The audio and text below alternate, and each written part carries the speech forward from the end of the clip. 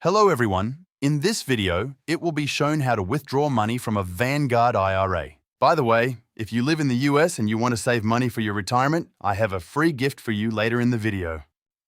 To get started, log into your Vanguard account. Once on the home page, click on Transact and then select Withdraw or Withdraw from IRA, depending on the options displayed for your account. If your IRA funds are currently invested in stocks, ETFs, or mutual funds, those investments may need to be sold before cash can be withdrawn. After the sale is completed and the proceeds have settled, the cash will become available for withdrawal. Next, select the IRA account you would like to withdraw from. Enter the amount you want to withdraw and choose the bank account where the funds should be sent. If a bank account has not yet been linked, follow the on-screen instructions to add and verify it before continuing. You may also be asked to choose the type of distribution and review any applicable tax withholding options. Depending on your age and the type of IRA, federal and state taxes may apply to the withdrawal. Vanguard provides withholding options during the withdrawal process. After entering all of the required information, click Continue or Preview Withdrawal. A summary page will appear showing the withdrawal amount, the IRA account being used, the destination bank account, and any tax withholding selections.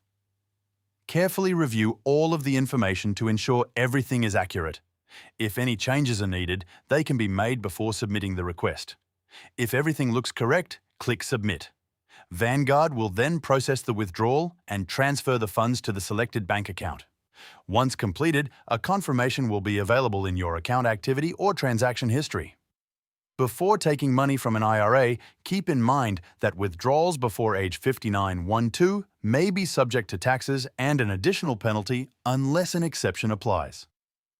Traditional IRA owners are also generally required to begin taking required minimum distributions after reaching age 73.